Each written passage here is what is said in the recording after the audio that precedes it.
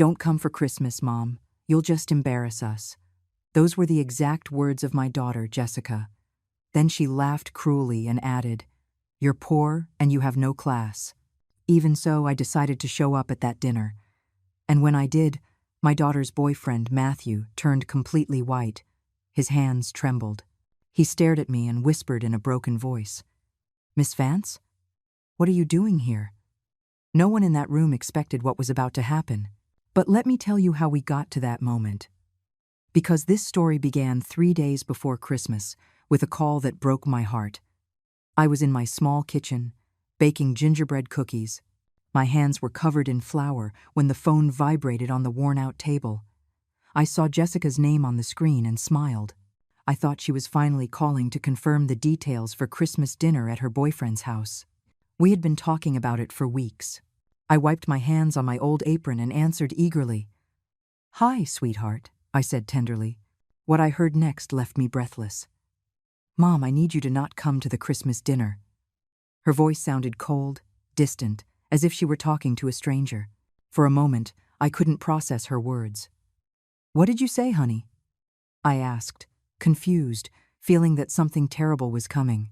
She sighed with impatience, as if annoyed at having to explain something so obvious. I said, "Don't come. Mom, you're going to embarrass us in front of Matthew's family. They're important people, people with real money. You just don't fit in." The words hit me like stones. My own daughter was rejecting me for not being good enough for her. I felt my legs tremble. I leaned against the kitchen counter as I tried to understand what was happening. "Why would you say that, Jessica?" I whispered.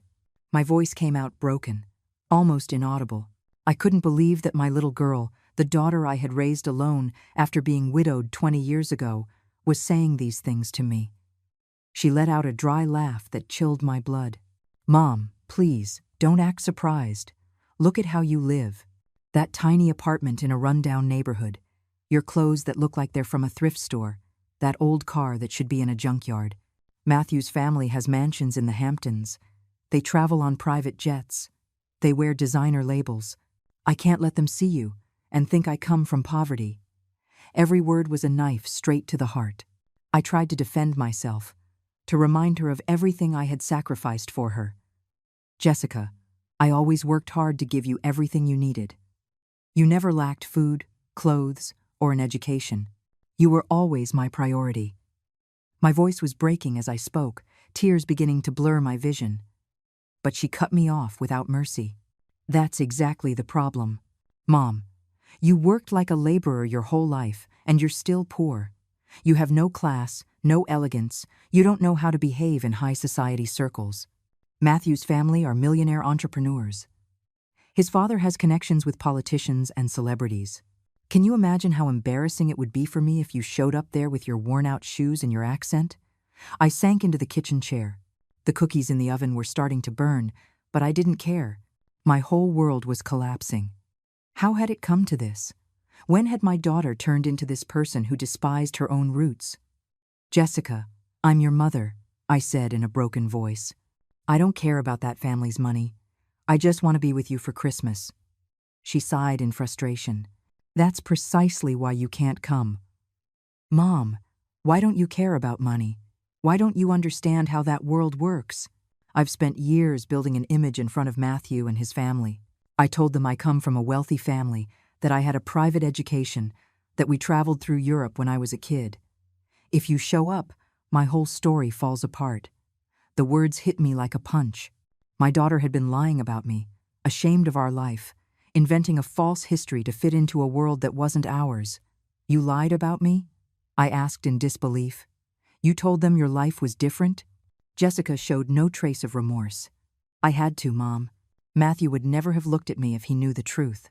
He's used to sophisticated women who know about expensive wines and European art. I had to completely reinvent myself to be at his level. And now that I'm finally where I want to be, I'm not going to let you ruin it." I closed my eyes, feeling a deep pain in my chest. This wasn't my daughter. The one who used to help me cook on Sundays, who said I was her hero, was gone. In her place was a cold woman who valued appearances more than her own mother's love. I tried one last time to connect with her. "Jessica, True love isn't based on lies. If Matthew really loves you, he'll accept you just as you are, with your real story. You don't need to invent anything. But she cut off my argument with a bitter laugh. Oh, Mom, you're so naive. That's not how the real world works. Important people don't mix with common people. And I'm not common people anymore. There was a heavy silence. Then she added in a definitive tone. Besides, I already told everyone you're sick and can't travel. So please don't show up. Stay in your apartment, watch TV, do whatever. But don't come and ruin my chance to belong to this family. And she hung up. I sat there in that tiny kitchen, phone in hand, the smell of burnt cookies filling the air. Tears streamed down my cheeks unchecked.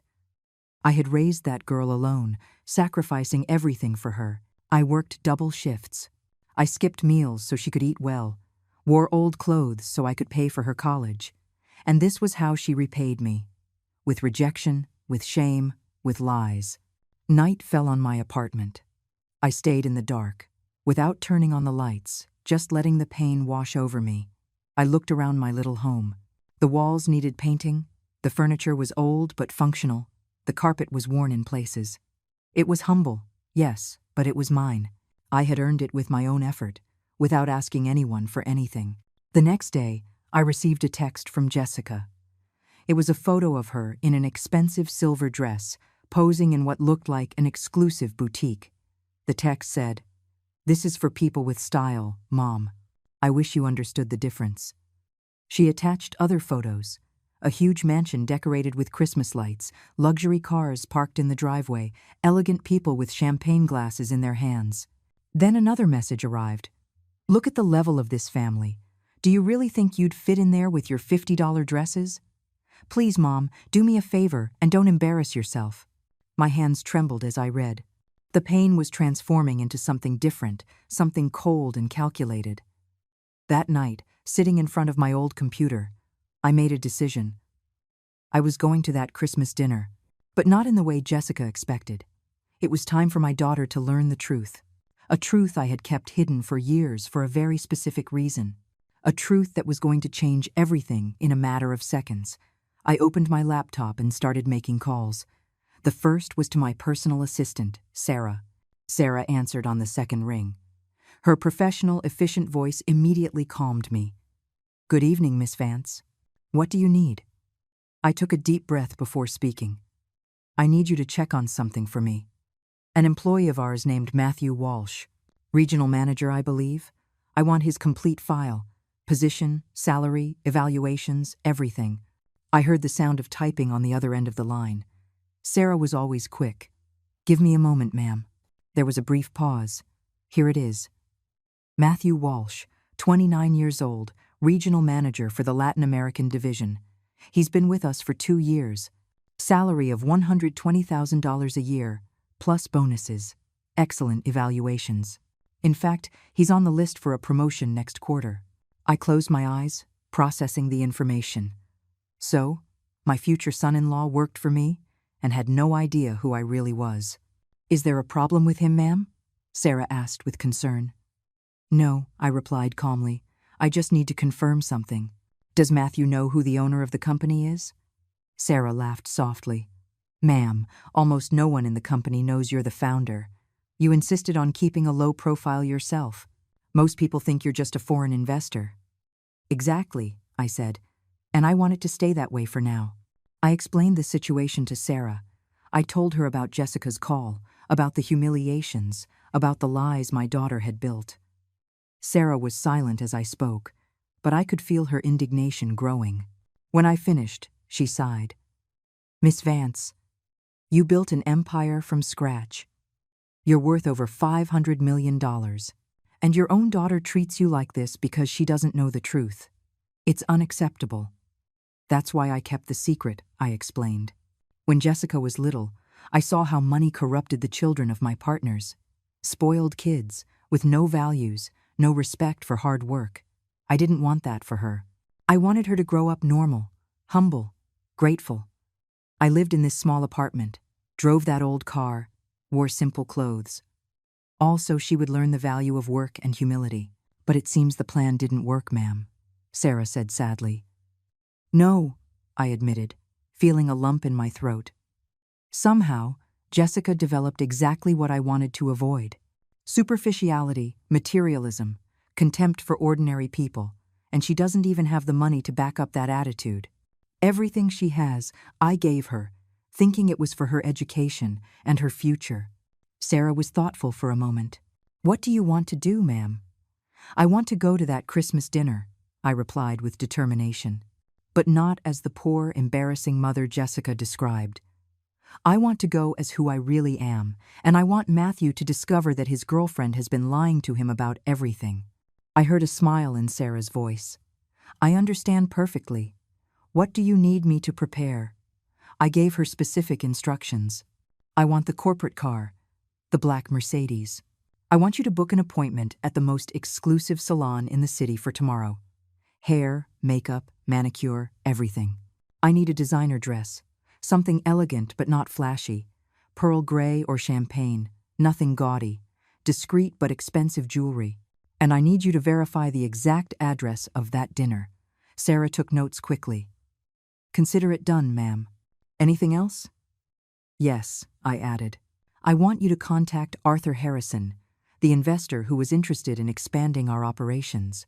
Tell him I have a proposal to discuss and that I'd like him to accompany me to a social event on the night of December 24th. Sarah paused. "You want Arthur to go with you to the dinner?" "Exactly. He doesn't know Jessica, but he knows perfectly well who I am and what my position is.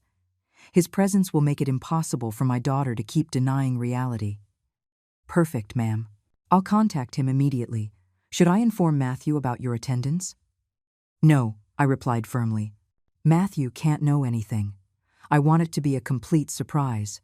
In fact, make sure no one in the company mentions anything to him about this." "Understood, Miss Vance. I'll prepare everything for tomorrow." We hung up, and I sat in the silence of my apartment. I looked around again. This place had been my refuge for years. Here, I had cooked for Jessica, helped her with her homework, comforted her when she cried over some teenage heartbreak. We had watched movies snuggled on that old couch, laughed in this tiny kitchen, built memories I thought were precious. But to her, all of it was just an embarrassment. I got up and went to my bedroom. In the back of the closet, behind old boxes and everyday clothes, there was a small safe. I opened it with the combination only I knew. Inside were the documents that proved who I really was: property deeds, stock certificates, company contracts. There were also old photos from when I started my business 40 years ago. I took out one particular photograph. It was me at 27 years old, in front of my first office. It was just a small storefront, but it had a sign with my company's name. I was smiling with pride, with my husband by my side. He had believed in me when no one else did. Together, we built something from nothing.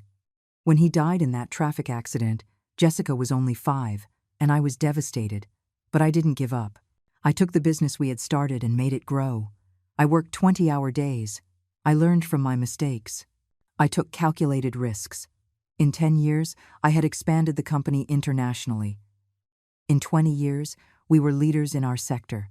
But I never let Jessica know any of this. I continued to live modestly, telling her I worked in administrative offices, that my salary was normal. I thought I was doing the right thing. I thought if she grew up without knowing we had money, she would develop character, empathy, solid values. But I was wrong. Somehow, Jessica had developed an obsession with wealth without even having it. She had become an imposter, inventing a life of luxury she never lived, ashamed of a mother who had given her everything. I put the photograph back in the safe. There was no more room for sentimentality. My daughter had made her decision when she forbade me from going to that dinner, when she called me poor, with no class or elegance, when she chose appearances over her mother's love. Now I was going to make mine.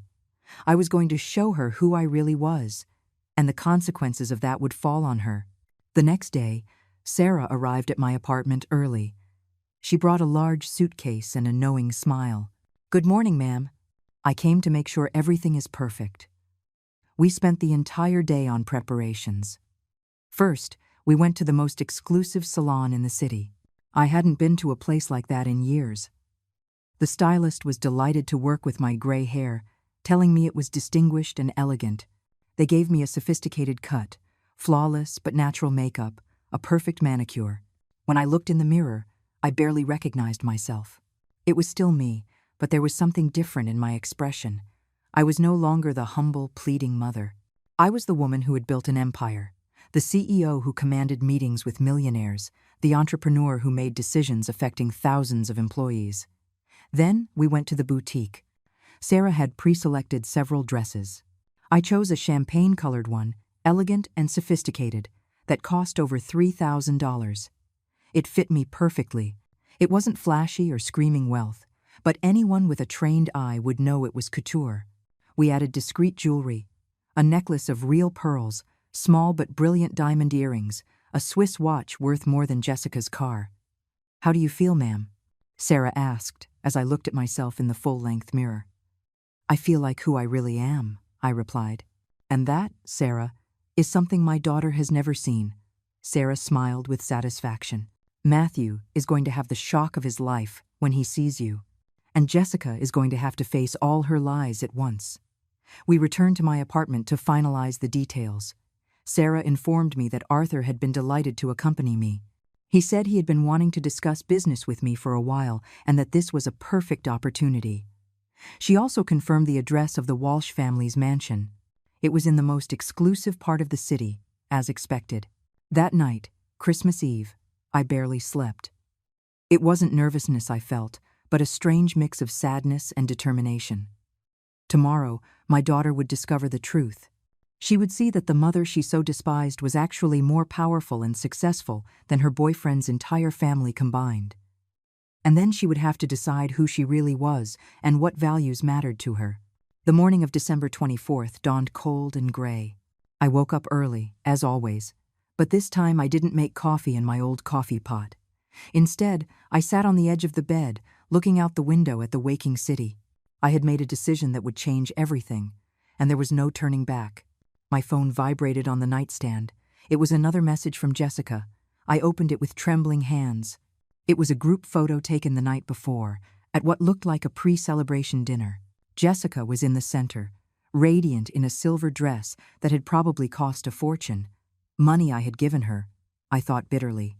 Beside her was Matthew, tall, handsome, smiling with the confidence that privilege provides.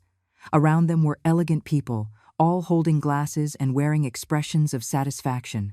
The text under the photo said, "This is what you missed, Mom. Real people, with education and class. Good thing you didn't come to ruin it." Then she had added another message. "By the way, I told Matthew you're very sick. He felt so sorry for you. He says he hopes you get well soon." Ironic, right? He has more compassion for you than I do, and he doesn't even know you.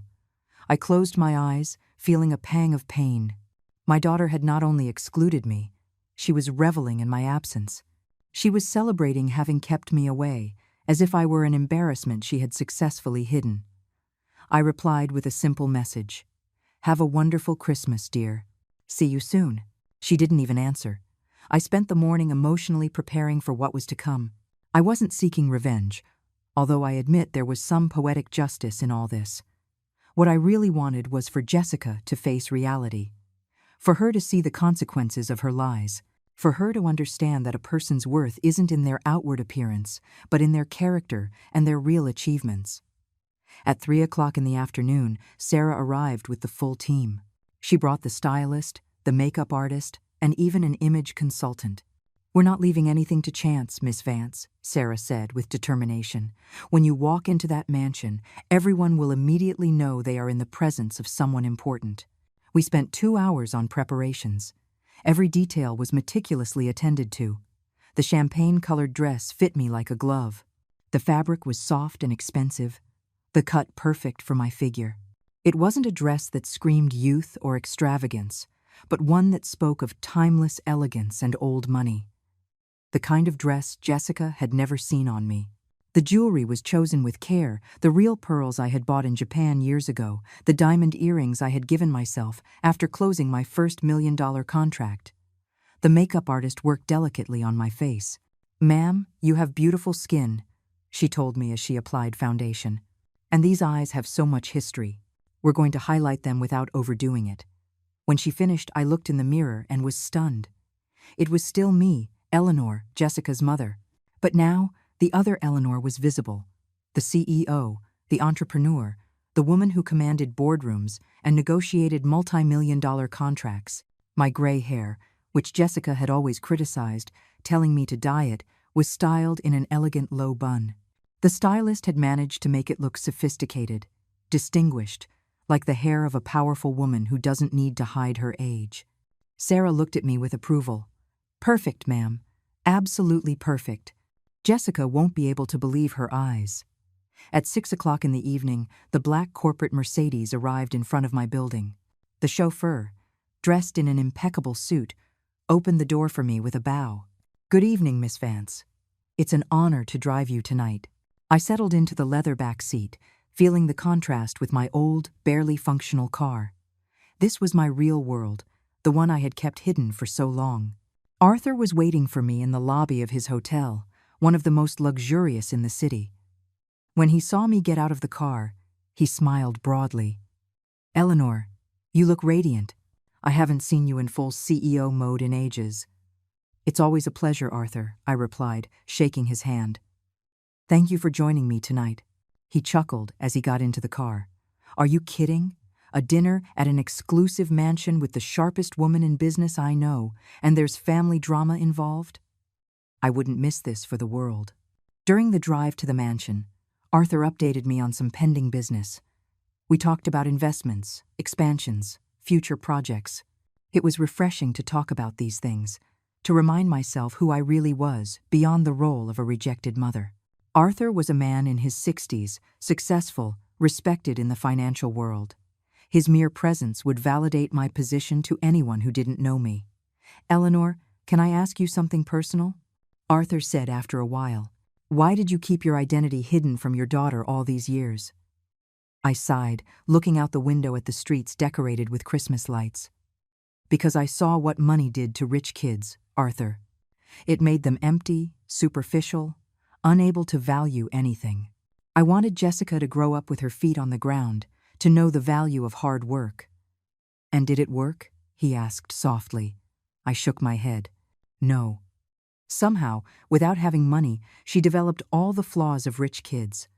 The obsession with appearances, the contempt for ordinary people, the need to belong to exclusive circles. And the worst part is, she built it all on lies. She lied to her boyfriend about who she is, about where she comes with, and now she rejects me for not fitting into her fantasy. Arthur placed his hand on mine in a paternal gesture. "Tonight is going to be hard on her, Eleanor. Are you sure you want to do this?" I looked him directly in the eyes. "Arthur, my daughter told me I was poor, with no class or elegance. She forbade me from coming to her Christmas dinner because she considered me an embarrassment. I think it's time she learned an important lesson about judging people by their appearance." He nodded in understanding. "Then let's give her a night she'll never forget." The car began to climb an exclusive hill, where there were only huge mansions separated by perfectly manicured lawns. This was the area where Matthew's family lived. Old money, pedigree, the kind of people Jessica so admired and desperately wanted to belong to. Finally, we arrived in front of an impressive mansion.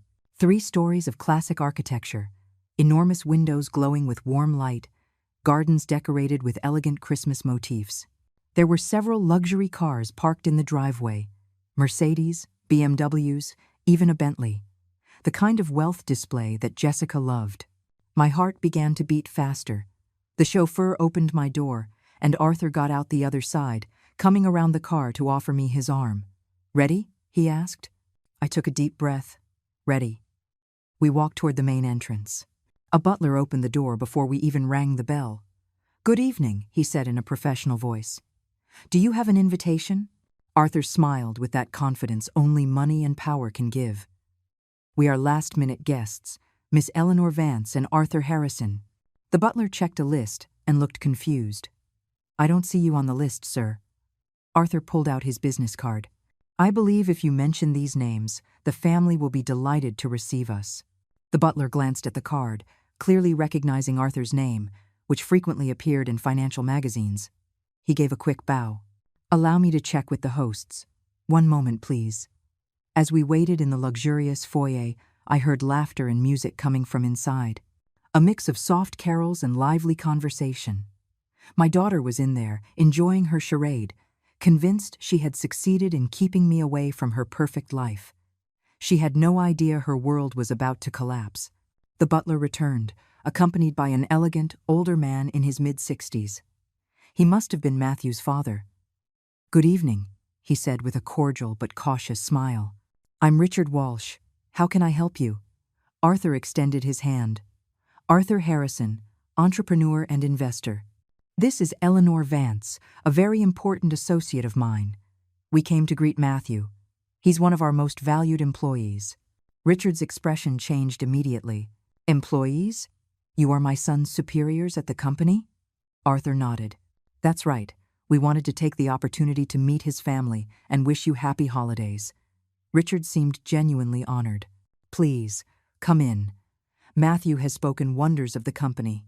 It's an honor to have you in our home." He led us toward the main salon. My heart was pounding so hard I thought everyone could hear it.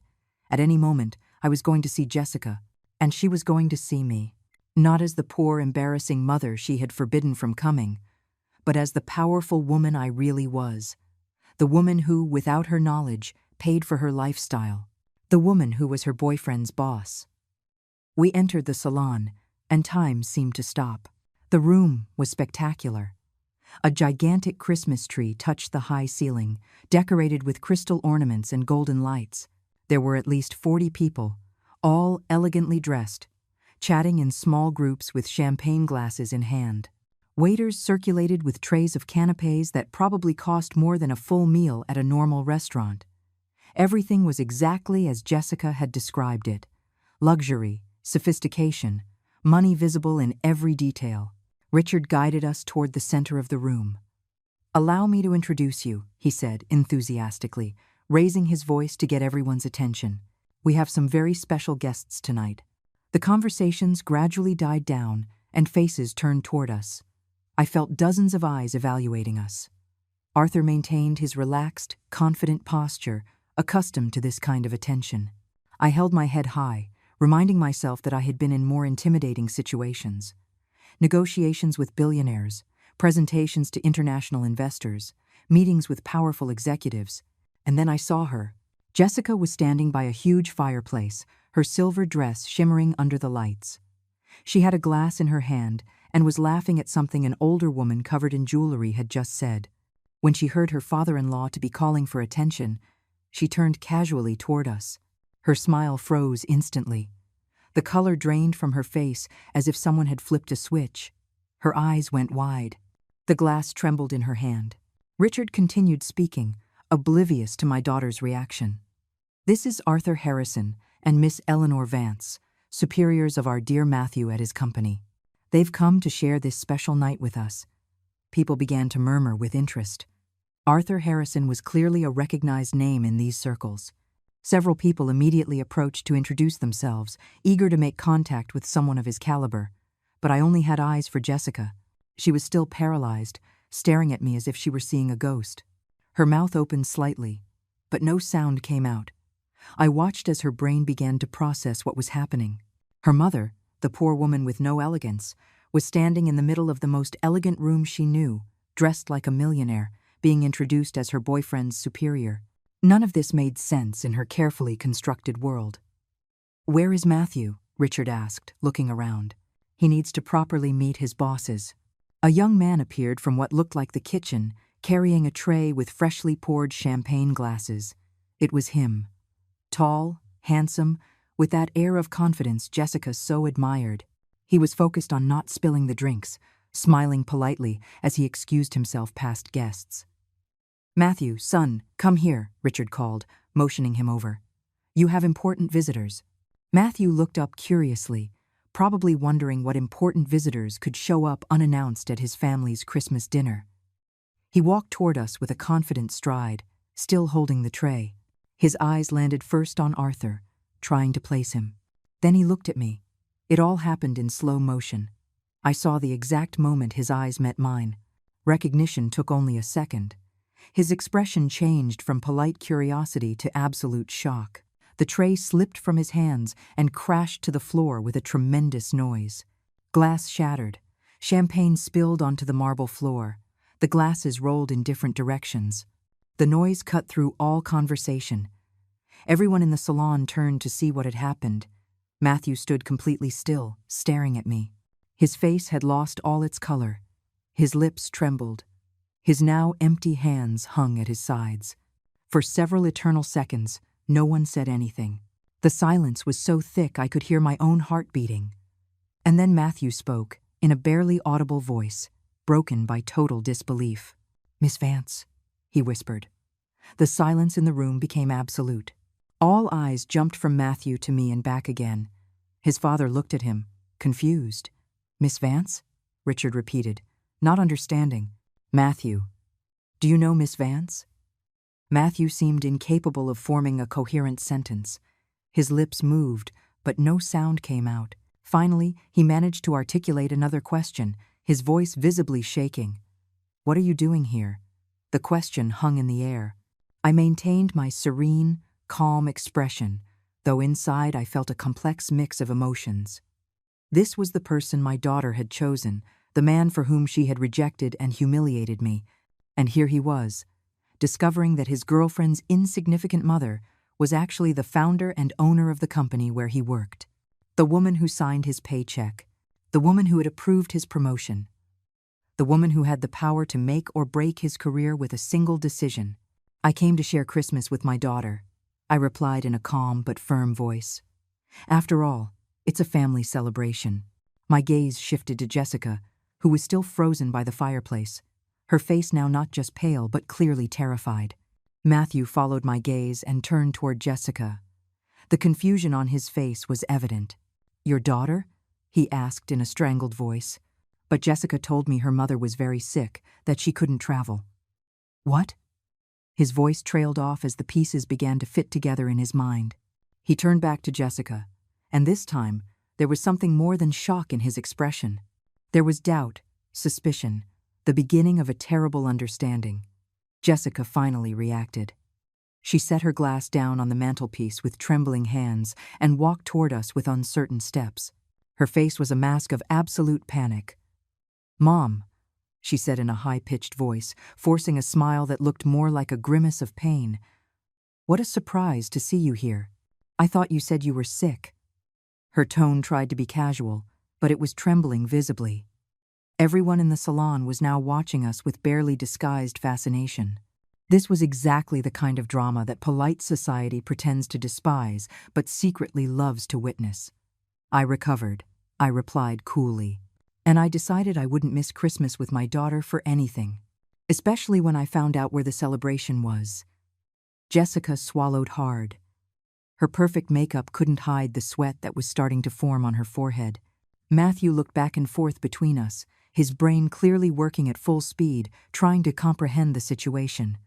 Richard also looked confused, but too polite to ask direct questions. Arthur, clearly enjoying the moment, decided to add fuel to the fire. "Eleanor is too modest," he said, addressing Richard, but in a voice loud enough for everyone to hear. "She's not just Matthew's superior. She founded the company 40 years ago. She's the absolute owner, the CEO, one of the most successful women in her field. She's worth over $500 million. The impact of Arthur's words was immediate and devastating. A collective murmur swept through the room. People began to whisper among themselves, casting curious glances at me and then at Jessica. Richard looked genuinely impressed, his eyebrows raised in surprise. $500 million, he repeated in awe. "Miss Vance, it's a true honor to have you in our home. Matthew has told us about the company, but he never mentioned the founder would be present." "Because he didn't know," I replied calmly. "I've kept a very low profile for years. I prefer to let my work speak for me, not my name." My eyes landed on Jessica again. She looked on the verge of collapse. Her breathing was rapid and shallow. Her hands were clenching her silver dress, wrinkling the fabric. Matthew was staring at her with an expression that mixed confusion and something darker. "Betrayal." Matthew finally found his voice. "Miss Vance, I don't understand." Jessica told me her mother worked in administration, that she earned a modest salary, that they lived in a small apartment. I smiled humorlessly. All of that is true, Matthew. I do work in offices, only they're my offices. I do live in a small apartment, because I choose to. And my salary is modest compared to the total value of the company, though I suppose $120 million a year doesn't seem that modest to most. The number floated in the air like a bomb. $120 million a year. Several people gasped. Richard looked completely stunned. Even the waiters had stopped, forgetting their trays to listen to the unfolding drama. Jessica let out a strangled sound, something between a sob and a groan. Matthew took a step back, away from her, as if she were suddenly toxic. But Jessica told me, Matthew began, his voice trembling, that she came from a wealthy family, that she had studied in private European schools, that they traveled constantly when she was a child, that her late father had been a successful entrepreneur and that her mother had inherited properties. I nodded slowly. My husband was an entrepreneur. That part is true. We founded the company together. When he died, I continued his work and expanded it. And the private European schools? Matthew asked. His tone was no longer one of simple curiosity, but of confrontation. Jessica went to the public university here in the city, I replied without emotion. An excellent institution. By the way, I paid for every cent of her education, her apartment, her car, her clothes. I gave her everything she needed, but I never told her where the money truly came from. She believed I worked hard at normal jobs to support her. Matthew turned to Jessica with eyes full of contained fury. You lied to me? About everything? Jessica opened her mouth, but no sound came out. Tears began to stream down her cheeks, ruining her perfect makeup. Matthew continued, his voice rising. You told me your mother was a simple woman, uneducated, no class. You forbade me from meeting her because you said she was embarrassing. And it turns out she's one of the most successful businesswomen in the country, my boss. The guests weren't even pretending not to listen anymore. They were all watching the scene with morbid fascination. Richard tried to intervene. Perhaps we should discuss this in private, he suggested uncomfortably. But Matthew ignored him completely. No, Dad, this needs to be cleared up now. He looked directly at me. Miss Vance, why did you keep your identity a secret? Why live as if you had no money? Because I wanted my daughter to grow up with values, I replied in a firm voice. I wanted her to know the price of hard work, to value people for their character and not their bank account. I wanted her to develop empathy and humility. My gaze fixed on Jessica. But it seems my plan failed. Somehow, without having money, my daughter developed all the flaws of rich kids. Superficiality, obsession with appearances, contempt for ordinary people. Jessica finally found her voice, which came out as a desperate cry. It's not fair. You lied to me my whole life. You made me believe we were poor. Her face was red with fury and shame. I shook my head. I never told you we were poor, Jessica. I just didn't tell you we were rich. We lived modestly because those were the values I wanted to teach you. But you chose to be ashamed of that life. You chose to invent a false story. You decided your own mother wasn't good enough for your new life. Jessica was sobbing openly now. The other women in the salon looked at her with a mixture of pity and judgment. Arthur remained by my side, his silent presence a constant reminder of my true status. Matthew ran his hands through his hair, clearly overwhelmed. Miss Vance, I didn't know any of this. Jessica told me you were sick, that you couldn't come. If I had known who you really were. What? I interrupted him sharply. Would you have been more respectful? Would you have treated Jessica better? Matthew blushed deeply. No, I just don't understand why she lied. I looked at him steadily. Because my daughter learned to value people for their money and social position. And she was afraid that if you knew the truth about her humble origins, you would leave her. Matthew couldn't hold my gaze. Richard tried again to diffuse the situation. Miss Vance, I deeply regret this misunderstanding. Please, stay, and let's enjoy the dinner. We can talk about all this calmly. I smiled coolly. There's no misunderstanding, Richard. My daughter called me 3 days ago and forbade me from coming to this dinner. She told me, quote, that I was poor with no class or elegance, that I would embarrass her in front of you, that people like me didn't belong in places like this. The silence that followed was deafening. Richard looked at Jessica with obvious disbelief and disapproval. His wife, an elegant woman who had been watching from a distance, approached with a severe expression. "Is this true, Jessica?" she asked in an icy voice. "Did you say those things to your mother?" Jessica couldn't speak. She just wept, her body shaking with choked sobs. I continued, my voice calm but relentless.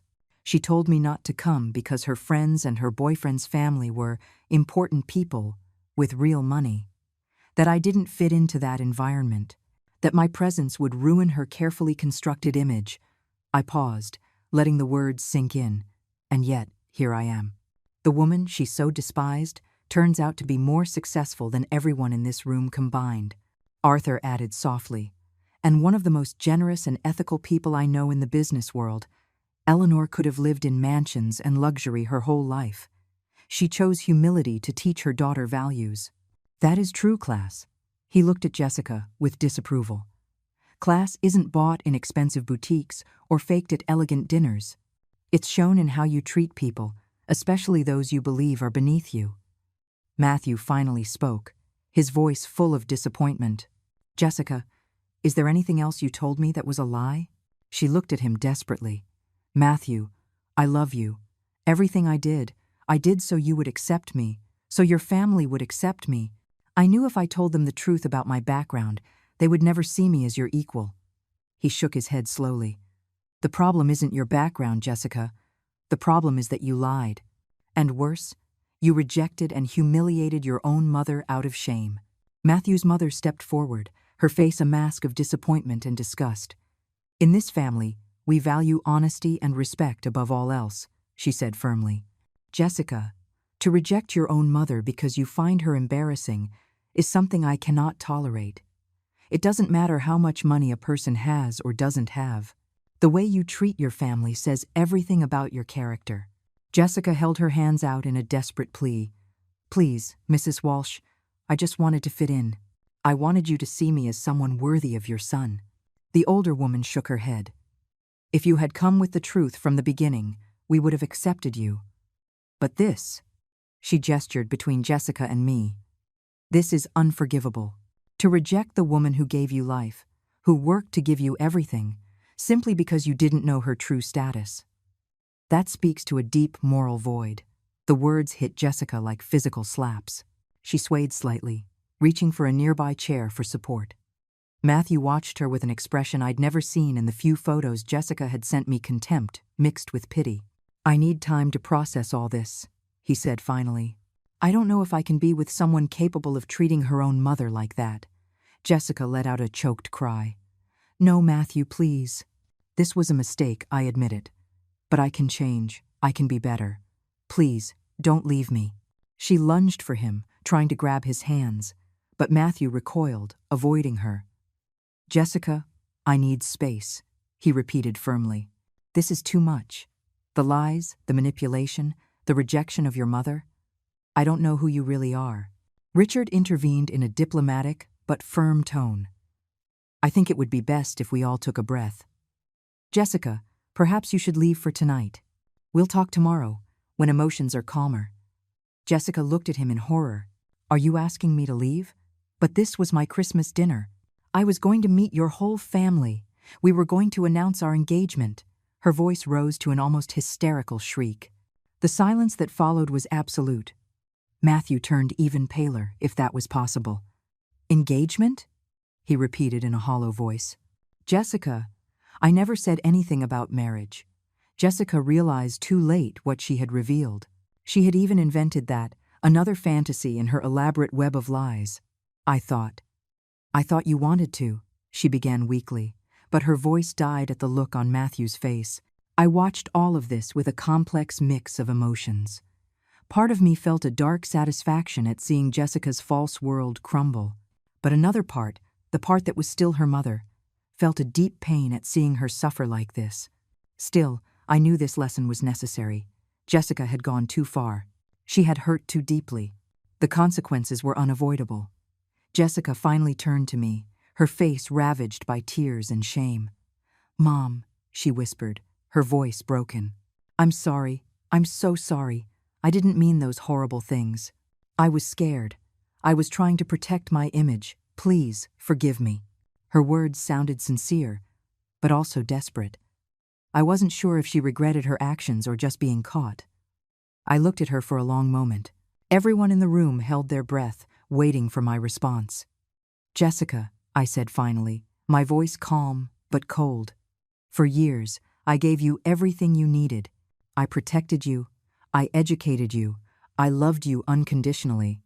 And when you finally had the chance to show who you really were, you chose superficiality over substance. You chose lies over truth. And worst of all, you chose to reject your own mother out of shame." She was sobbing uncontrollably now. I know. I was terrible. I was the worst daughter in the world. But please, give me another chance. I can change. I promise." I shook my head slowly. "This isn't about another chance, Jessica. This is about you finally seeing the consequences of your decisions. You built your life on lies, and now those lies are collapsing. That's not my fault. It's the result of your own actions." Arthur spoke in a serious tone. "Jessica, your mother gave you the greatest gift a parent can give, the chance to grow up with real values, without the corruption that easy money brings. And you despised that gift. Worse, you despised the person who gave it to you. The real tragedy here isn't that you were caught, but that you never valued what truly matters." Arthur's words resonated in the room. Several guests nodded in agreement. Richard looked deeply uncomfortable with the whole situation. His wife maintained an expression of disapproval aimed entirely at Jessica. Matthew just stared at the floor, clearly lost in his own thoughts about the relationship he thought he had and what it really was. Jessica fell to her knees in front of me, a dramatic gesture that made several guests murmur uncomfortably. "Mom, please, don't abandon me. I need you. I have no one else." Her hands clutched the hem of my champagne-colored dress. I looked down at her, feeling a strange calm. "Jessica, you had someone. You had me. And you rejected me when you most needed to show gratitude and love." I gently pulled away from her grasp, taking a step back. She remained on the floor, surrounded by the shattered remains of her invented world. I turned to Richard and his wife. "Thank you for your hospitality, however brief. I'm sorry the evening turned out this way." Richard nodded in understanding. "Miss Vance, you have nothing to apologize for. It's an honor to have met you, even if the circumstances weren't ideal." I looked at Matthew, who finally raised his head to meet my eyes. "Don't worry about your position in the company," I told him in a professional tone. "This is a personal and family matter. It won't affect your career. You have been an excellent employee, and that doesn't change." He seemed relieved, but also confused. "Thank you, ma'am. I really didn't know any of this." "I know." I nodded. "Matthew, you were a victim of my daughter's lies just as much as I was." Arthur offered me his arm again. "Ready to go, Eleanor?" I nodded. More than ready. We walked toward the exit, as Jessica remained on the floor, sobbing. I didn't look back. I couldn't. If I did, my resolve might break, and this was too important. My daughter needed to learn this lesson, however painful. She needed to understand that actions have consequences and that love cannot survive constant contempt. At the door, Matthew's mother stopped me gently. "Miss Vance, I just want to say that I deeply admire what you did. Raising a daughter with humility, when you had the means to give her luxuries, requires extraordinary strength of character. I'm sorry Jessica didn't appreciate that gift." I shook her hand. "Thank you for your words.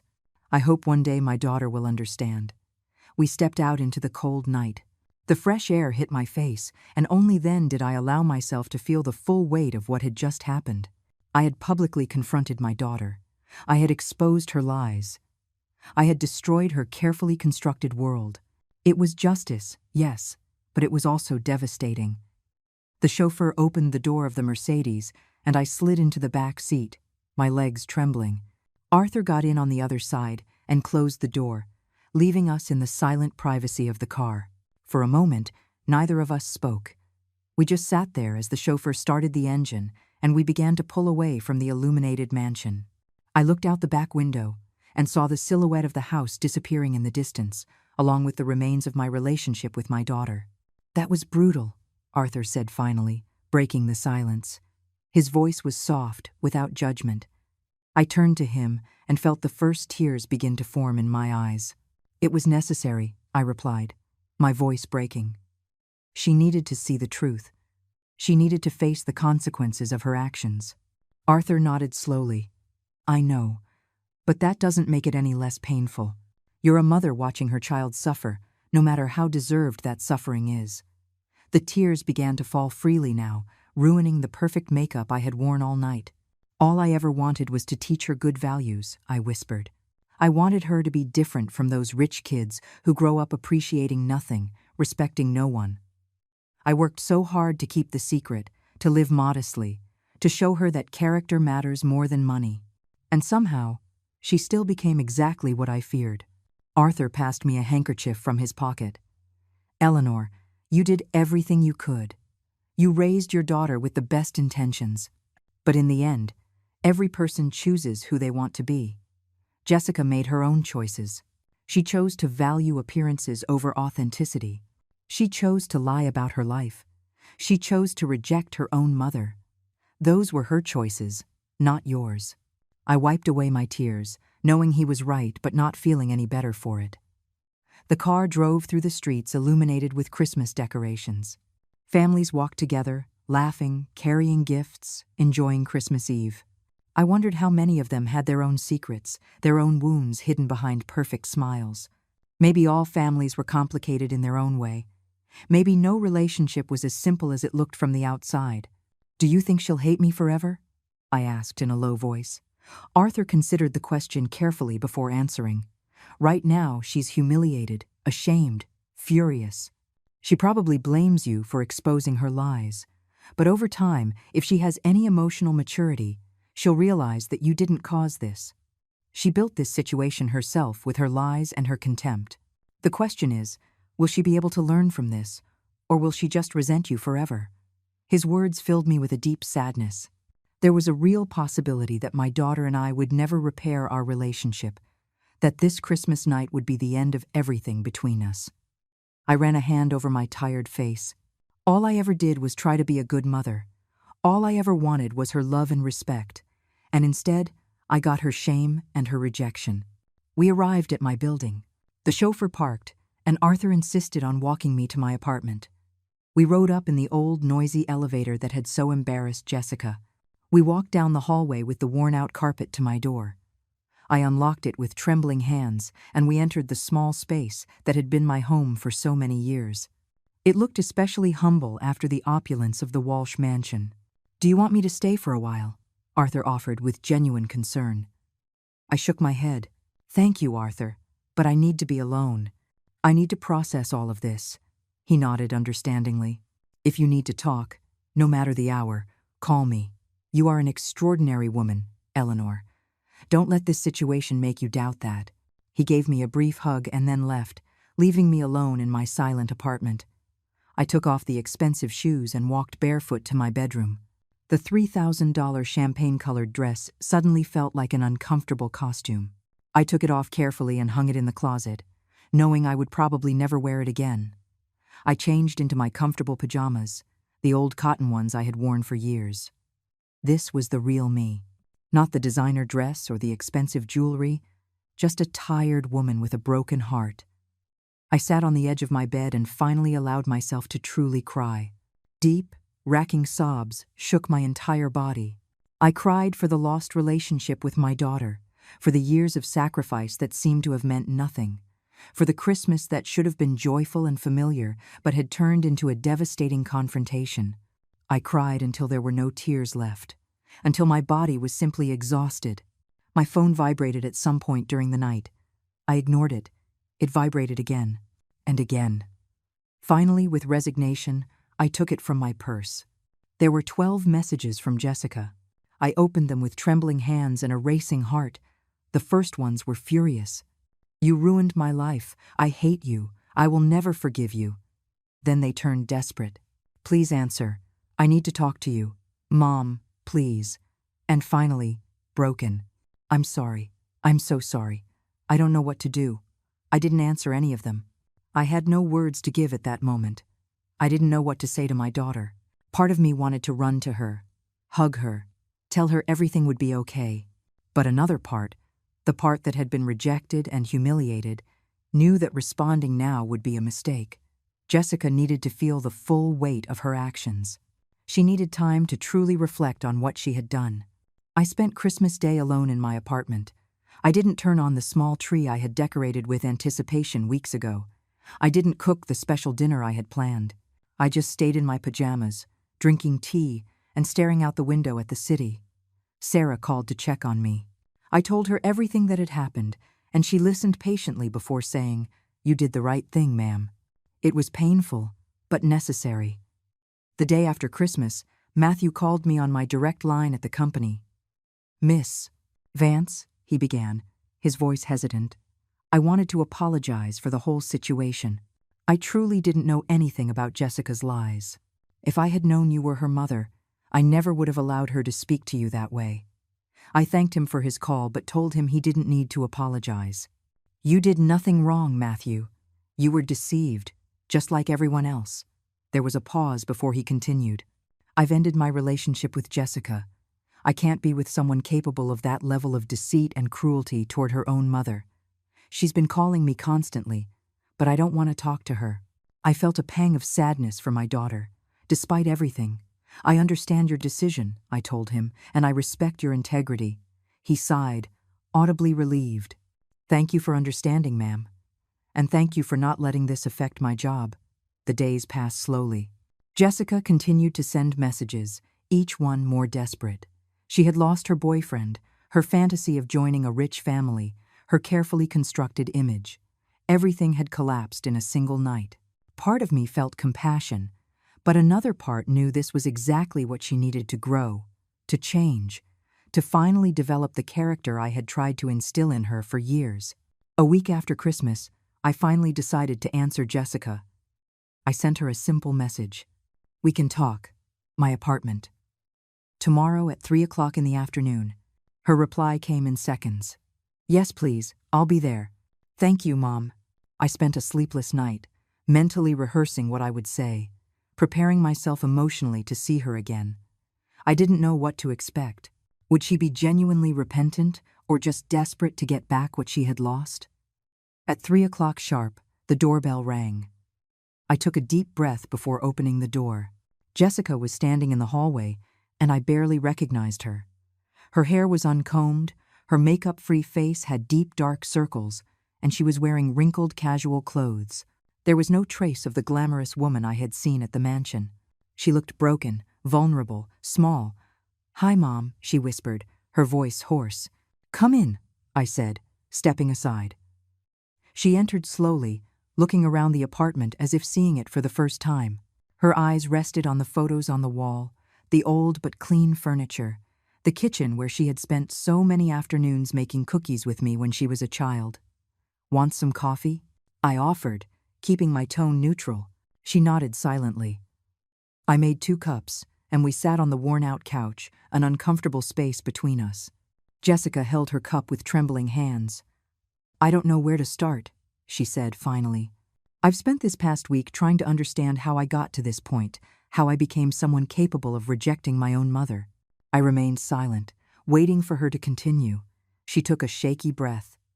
"When I was in college, all my friends came from rich families. They lived in huge houses, traveled constantly, wore designer clothes, and I was always the poor girl in the group. I felt so inferior all the time," she continued, her voice breaking. "Every time they invited everyone to their houses except me. Every time they talked about their vacations in Europe while I was working on break to help with expenses. Every time they pulled up in their new cars while I took the bus, I was consumed with shame. And instead of being proud of everything you sacrificed for me, I was ashamed of our life." Her words hurt, but they also helped me understand. "So you started lying," I said softly. She nodded, tears rolling down her cheeks. "At first, they were small lies, saying we lived in a better neighborhood, saying you had gone to a prestigious university. Then the lies grew. I invented a whole history of European trips, private schools, a family inheritance, and the more I lied, the more trapped I felt in the web of deceit. When I met Matthew, she continued, I saw my chance to finally be someone important, someone who belonged to those circles that had always rejected me. He came from money. His family was exactly what I wanted, so I built a completely false version of myself. And in that version, you didn't fit. Not because you weren't good enough, but because you were living proof that everything I had told him was a lie. I drank my coffee slowly, processing her words. I understand feeling inferior, Jessica. I understand social pressure. But what I don't understand is how you could look me in the eye and tell me I was an embarrassment. How you could forbid me from being in your life. How you could value the opinions of strangers more than the love of your own mother. She sobbed openly now. I know. It was unforgivable. I hate myself for it. Hating yourself doesn't change anything, I said firmly. Self-pity isn't the same as real growth. Jessica looked at me with tear-filled eyes. What can I do to fix it? How can I earn your trust back? I sighed deeply. I don't know if you can, Jessica. You've broken something fundamental between us. You rejected me at the very moment I needed to know my daughter loved me unconditionally. And you did it without remorse, until you were caught. But I do regret it now, she pleaded. I've lost Matthew. I've lost his friends. I've lost everything I built. And the only thing that really matters is that I almost lost you. Almost lost the only person who was ever there for me. I looked at her directly. Do you regret your actions, or just the consequences? Because there's a huge difference. She fell silent, clearly struggling with the question. Finally, she spoke in a small voice. At first, when everything happened at the mansion, I was just furious with you for exposing me. I blamed you for ruining my life. But these past few days, alone in my apartment, I've had to face who I really am. And I didn't like what I saw. I became someone superficial, deceitful, cruel, someone who valued money and status over real people. And that terrifies me. Her words sounded more sincere than before. I continued to listen. I've been thinking about all the times I treated you badly, all the times I was ashamed of you for things that don't matter. I remember when I was 15 and you picked me up from school in your old car. My friends laughed, and I yelled at you to never come again. You just said it was okay, that you understood. But it must have hurt you so much. Yes, I admitted, it hurt, but I thought it was just a teenage phase, that you would grow out of it. I never imagined that contempt would get worse over the years. Jessica wiped her tears with the back of her hand. Mom, I know I don't deserve your forgiveness. I know I hurt you in unforgivable ways. But I need you to know that I finally understand what you did for me. You lived modestly while having millions, all to teach me values that I arrogantly rejected. She nodded, looking around the apartment. This place that I despised, that I called tiny and embarrassing, was my home. This is where you raised me alone after Dad died. This is where you cooked me hot meals every night. This is where you helped me with my homework. This is where you comforted me when I cried. And I dismissed it like it was worthless, just because the furniture was old and the walls needed paint. I listened to her speak and saw something I hadn't seen before. Genuine understanding. Maybe my daughter was finally starting to get it. Jessica, I said carefully, I appreciate that you're reflecting on this. But I need to know that this change is real. I can't let you back into my life just to be rejected again when you get what you want. She nodded vigorously. I understand. And I don't expect you to trust me right away. What are you going to do now? I asked. With your life, with your future. She shrugged tiredly. I don't know. Matthew won't talk to me. His family sees me as a liar and a manipulator, which is fair. My so-called friends disappeared when they found out my whole life was a lie. I'm completely alone, and it's exactly what I deserve. Solitude isn't an eternal punishment, Jessica, I said softly. It's an opportunity to find out who you really are when you're not performing for anyone. She looked at me with something resembling hope. Do you think I can change? Do you think I can become someone better? I took her hand for the first time since she had walked in. I believe change is possible if you truly want it. But it has to come from you. Not because you want to get back what you lost, but because you want to be a better person. I want to be better, she whispered. I want to be someone you can be proud of. Someone who values character over money. Someone who treats people well, regardless of their social standing. I want to be the daughter you deserve to have. Her words touched me deeply. Jessica, I've always wanted to be proud of you, not for your external achievements or your social status, just for being a good person. We sat in silence for several minutes, still holding hands. It was the first real physical contact we'd had in months, maybe years. Finally, Jessica spoke, her voice hesitant. Mom, can you tell me about the company? About how you built it? My whole life, I thought you just worked in a normal office, doing administrative work. I never knew you created an empire from scratch. I leaned back on the couch, letting the memories flood in. Your father and I started with almost nothing, I began. He had a brilliant idea for a business, and I had the determination to make it work. We worked 20-hour days in a tiny office we could barely afford. We ate bread and coffee because there was no money for more. But we believed in what we were building. Jessica listened with absolute attention, in a way I hadn't seen in years. When your father died in that accident, I continued, feeling the familiar pang of pain, I had two choices: sell everything and give up, or continue his dream. I chose to continue. You were 5 years old and needed stability, but I also needed to honor what your father and I had started together, so I worked harder than ever. I hired brilliant people. I took calculated risks. I learned from every mistake. Within 10 years, the company had expanded internationally. And all that time, you lived here? Jessica asked, looking around with new understanding. I nodded. I bought this apartment when you were 6. I could have bought a mansion, but I didn't want you to grow up with privileges you hadn't earned. I wanted you to understand the value of money, of hard work, of simple things. I wanted you to be grateful, humble, compassionate. She looked down, ashamed. Instead, I became the exact opposite. Change doesn't happen overnight, I said firmly. You're going to have to work hard to rebuild your character. And it won't be easy, especially now that you know the truth about our financial situation. It will be tempting to fall back into the same patterns, to value money above all else. Jessica looked me straight in the eyes. Will you help me? Will you teach me how to be better? I don't want your money, Mom. I want your guidance. Her words pleasantly surprised me. I can do that, I replied cautiously. But it has to be on my terms. No shortcuts, no unearned privileges. If you want to learn, you'll have to start from the bottom. She nodded with determination. I'll do whatever it takes. Over the next few weeks, Jessica started visiting me regularly. We didn't just talk about her transformation. We truly started to get to know each other as adults for the first time. I told her stories about her father she had never heard, about our struggles and triumphs.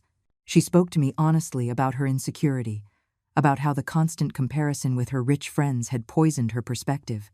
Slowly, very slowly, we began to rebuild something that resembled a genuine mother-daughter relationship, not based on lies or shame, but on honesty and mutual respect. 1 month after our talk, Jessica came over with a proposal. I want to work at your company, she said nervously. Not in a management position or anything special. I want to start at the bottom, in customer service or the mailroom. I want to earn my place like any other employee. I looked at her carefully, searching for signs that this was another manipulation. But her eyes showed sincerity. Are you sure? I asked. It will be difficult. People will find out you're my daughter eventually.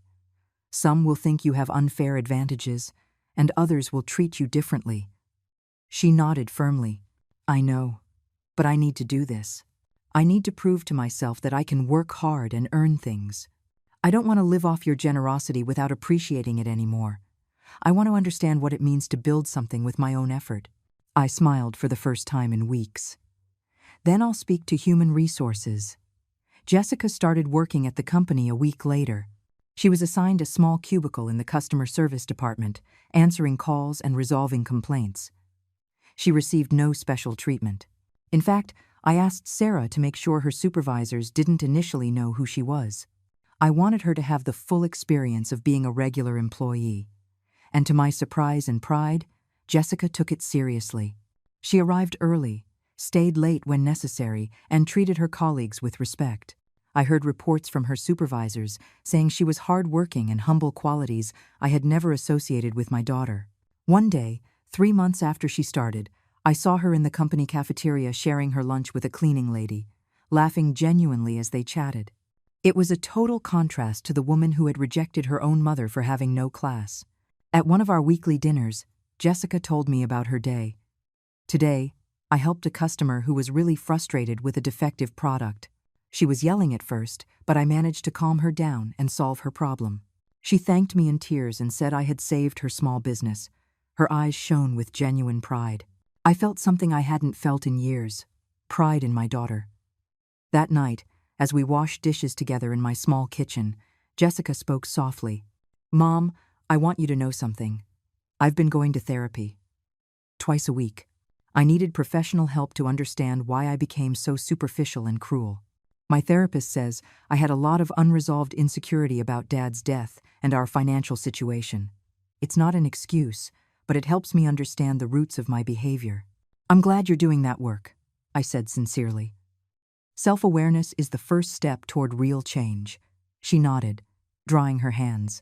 "I also want to formally apologize, not just for forbidding you from coming to the Christmas dinner, but for years of accumulated contempt, for all the times I made you feel less than, for being ashamed of you when I should have been shouting from the rooftops how incredible you are. Forgive me, Mom."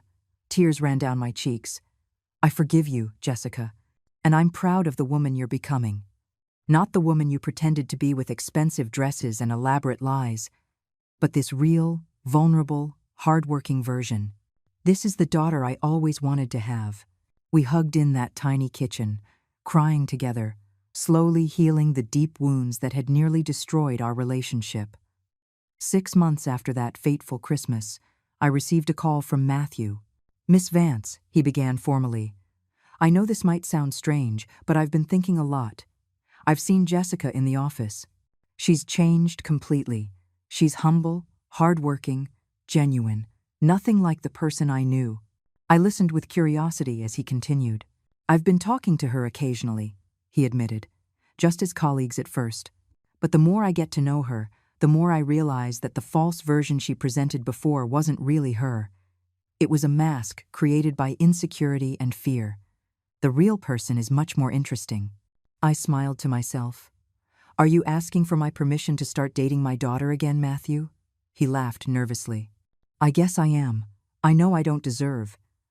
"You don't need my permission," I replied. "Jessica is an adult who can make her own decisions. But I appreciate the call. I only ask one thing. If you're going to give her another chance, make sure it's for who she is now, not for who she pretended to be. And Matthew, she doesn't come with the fake story of family wealth anymore. She comes with truth, scars, and a lot of hard work ahead of her." He replied firmly. "That's exactly the person I want to be with." That night, when Jessica came for dinner, I told her about the call. Her face lit up with cautious hope. "Really? Matthew wants to talk to me?" But after everything I did, I smiled at her. People can forgive a lot when they see genuine change. You've worked hard these past few months, not just at your job, but on yourself. That's visible to anyone who's really paying attention. She wiped away tears of joy. "I'm not going to ruin it this time, Mom. I promise." 1 year later, at Christmas, we hosted a dinner in my apartment. It was small and modest, but it was filled with real love. Jessica and Matthew arrived together, engaged again, but this time on a foundation of honesty. Sarah came with her family. Arthur showed up with expensive wine and funny stories. The table was crowded, the plates were mismatched, but the laughter was genuine. During dinner, Jessica stood up and asked for everyone's attention. "I'd like to make a toast," she said, her voice thick with emotion. "A year ago, I was in a luxurious mansion, living a lie, surrounded by people who didn't really know me. I rejected my mother because I thought visible wealth was more important than real love. I lost everything that night, and it was the best thing that could have ever happened to me," she continued, tears in her eyes. "Mom, you taught me the most important lesson of my life. That character is worth more than any bank account. That integrity matters more than appearances." And that true love, the unconditional love you gave me even when I didn't deserve it, is the greatest treasure there is. Thank you for not giving up on me. Thank you for showing me it's never too late to change." She raised her glass. To second chances, and to the love that forgives. We all toasted, tears in our eyes. I looked around my small apartment, at these people I loved, and I realized something fundamental. I had succeeded, not in the way I planned, not without pain and nearly losing my daughter in the process. But finally, Jessica had learned that true elegance can't be bought. It's earned through actions. It's demonstrated with character. It's built with integrity.